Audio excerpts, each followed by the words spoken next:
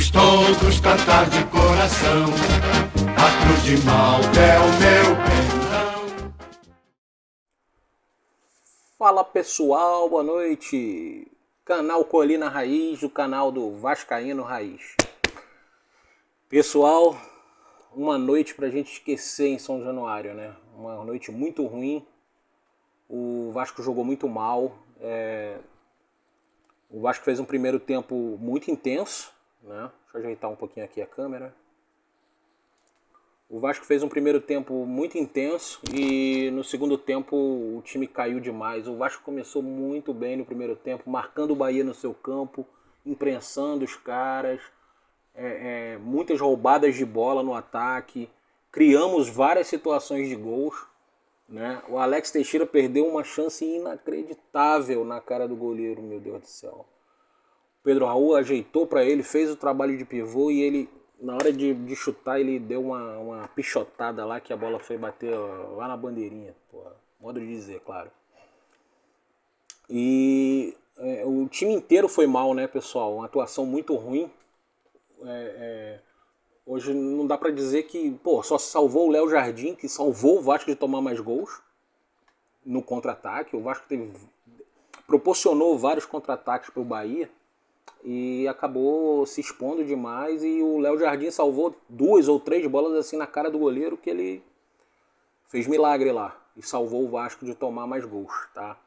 Pra mim, foi o melhor do Vasco em campo, o Léo Jardim, e em segundo o Gabriel Peck, né? O Gabriel Peck, incansável, estava abaixo, sim, estava abaixo do que ele vinha apresentando nas outras partidas, mas ele estava compensando com garra, com vontade, com entrega, né? E o Mita da mesma forma, dispersivo, muito dispersivo, parecia que estava desligado da partida, entendeu? Não estava bem, tudo bem, o jogador oscila, a gente sabe que o atleta vai oscilar, né? Sendo que não é normal do que a gente tem visto do Pumita, né? O Pumita é um jogador bem regular e tal, tudo bem, ele oscilou, hoje ele não foi bem, assim como todo time, ok. Mas ele também compensa com bastante vontade. A gente está vendo que ele está correndo atrás, está vendo que ele é voluntarioso, está sempre tentando, e a torcida, como o cara já tem um crédito e tal, a torcida releva, né? Outro destaque para mim foi o Robson Bambu, né? O Robson Bambu, ele não comprometeu na zaga hoje, né? Mostrando que o Barbieri às vezes ele tem algumas escolhas que a torcida contesta, uma parte da torcida contesta, mas que às vezes ele dá certo, né? Às vezes o que ele coloca dá certo. Eu sou contra deixar o Campazzo no banco. Eu prefiro o Campazzo por enquanto, né, ao Bambu. Mas o Bambu entrou bem nas partidas, né?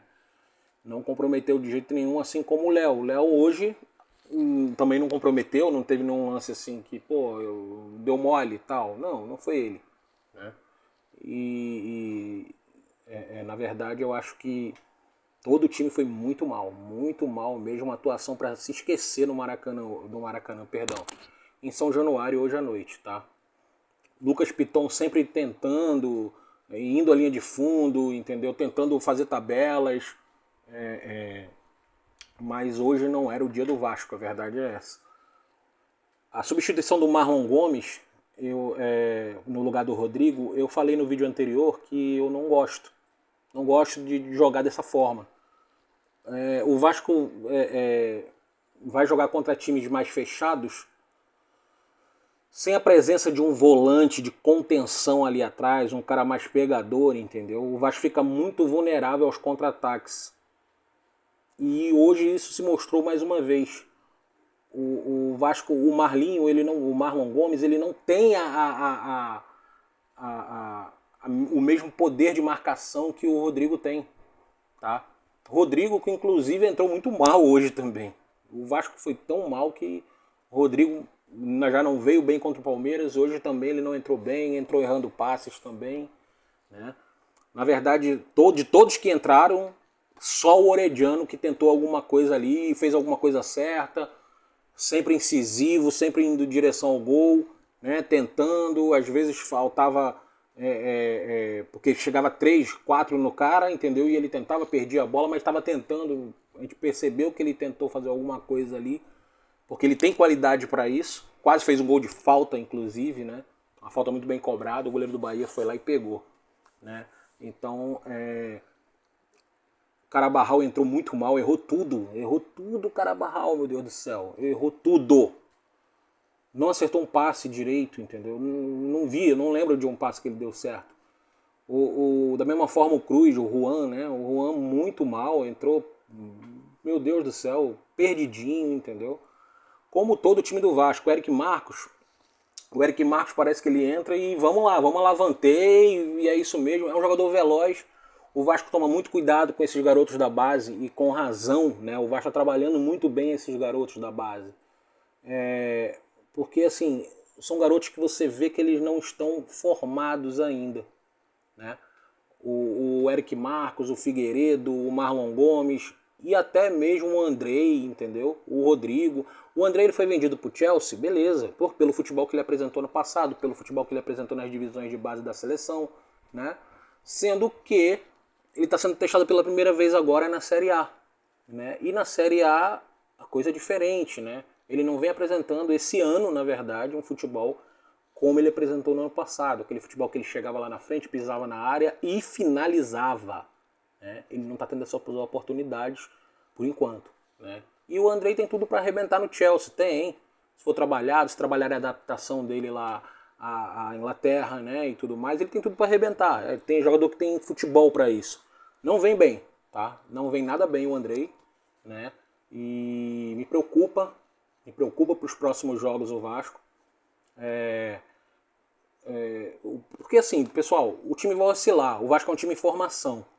O time vai oscilar, é normal que isso aconteça, tá?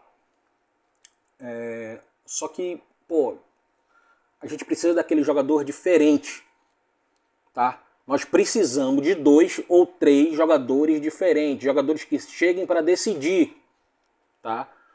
O Vasco está em formação, gastou 100 milhões de reais em 14 contratações, beleza.